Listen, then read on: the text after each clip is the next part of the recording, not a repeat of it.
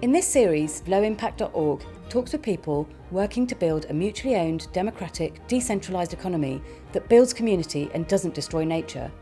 We want to increase collaboration to bring about system change. Find links to the sites mentioned in the videos in the description below. Join the conversation by liking, commenting and subscribing to our channel. So the big boats get subsidies? They all do in terms of the fuel subsidies, but they also get subsidies in terms of decommissioning when they decommission boats because they deemed the overfishing was to the extent that they needed to start taking capacity out. They got paid to decommission their boats. So there's all numbers of ways that the bigger boats get subsidized. Again, it's all on this lovely one-pager, so I'll send it to you. I would love to see that. Government, we are basically subsidizing damaging fisheries. Right. It's yeah, I mean, we're also interested in the social benefits and the economic benefits of the small boats, and as you say, you know, the large businesses will be sucking wealth out of the community to pay smallholders, whereas the small skippers will be keeping the wealth within the communities for much longer. They'll be going straight to the pub and spending it all there, Dave. There you go. There you go. There you go. It feels awkward saying fishermen. That doesn't sound right in the 21st century, even though they might all be men. I don't know. Is fisher the word? Is fisher the good alternative? Certainly in the slow food community, we all call them fishers. I mean, I've not met one female fisherman that doesn't want to be called a fisherman. There are a few of them, and they're really happy. You know, it's like, I'm a fisherman. Okay. There you go. That's the traditional word, so never mind the gender. They live on the sea. Yeah, they're out there with nature. They're not really bothering about political correctness. Perhaps. Nice it is, yeah. Yeah. So what's it like being a fisher with a small fishing boat, or you know, a skipper with a small fishing boat? What kind of a life is it? I can't imagine. Yeah, I mean, they would say that everything's stacked against them. I mean, for sure, they've got the elements. And of course, the bigger boats can push the weather in a way that a smaller boat can't. And without a doubt, even the 5 years that I've been operating, the wind has got stronger. And they don't give a damn about the rain or the hail or the snow. It's the wind that prevents the small scale fishermen going out.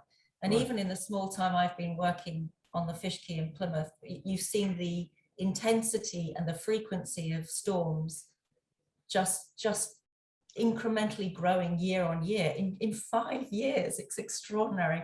So yeah, they've got that to contend with. All right, so the big boats, the weather's not such a problem. They can go out in all weathers. In a lot more weather, yeah. Yeah, the bigger boats can stay out in much bigger storms than the small vessels can. It's still one of the most dangerous jobs in Britain. So yeah, small vessels. And do you know them? They feel compelled to go and fish because fishing is so difficult, has become so much harder, and so they are pushing the weather all the time these days, and that's not a safe place to be. So yeah, the reason they're having to do that is the access and the quota. So they have very little quota for a lot of the species that are there. So for a long time, I mean, for the first 2 or 3 years that we were there, they were all complaining of the lack of quota. They've stopped complaining about quota so much now and are really now more saying it's just, even if we go out, we can't catch stuff. It's just a simple case of overfishing.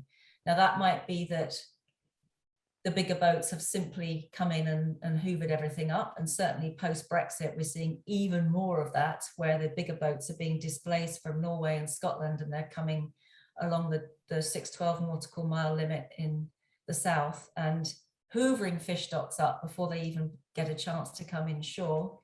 So there just isn't enough fish on the ground for the small scale guys.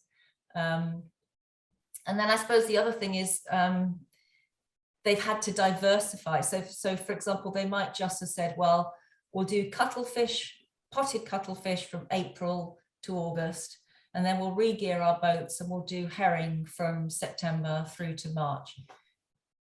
That's what they were good at. That's what they geared themselves up for. Now there is such fragility in the system, like the cuttle fishery has been decimated by the big beam trawlers in the last 3 years.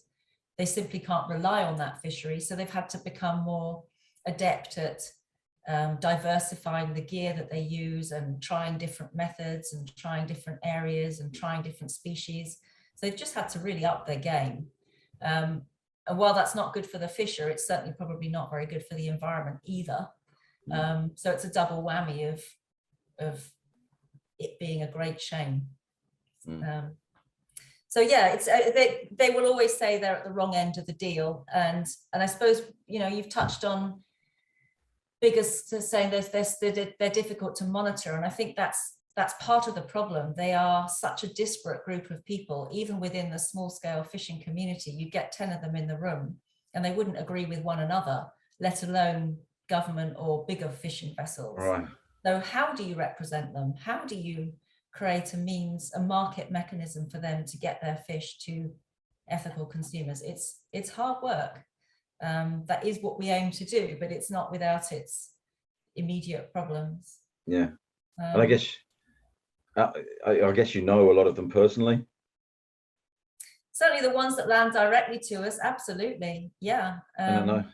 So on your fish packs, you can see who caught your fish, which I think is great. You don't get that in the supermarket. Well, that's one of the things I think that was really for me a bottom line. It was a sort of, you know, you've got to draw the line somewhere, and transparency and traceability are key. And in the absence of something like the Soil Association to say for sure your meat or vegetable is organically produced, how can a consumer really know? And there is more demand than we can supply generally, which is a good thing. For these ethical boats. So the temptation for me when we haven't managed to get as much fish as we want is to go, oh, well, just this once we'll buy from a beam trawler. Because that customer, we don't want to let them down. We'll buy from a beam trawler. We won't do it next week. We'll just this once because they've asked for it. Let's do it.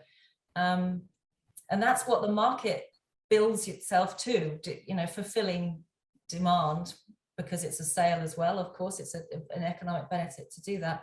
And we've just stuck with it. We just said, well, if we haven't got it, we're not going to sell it.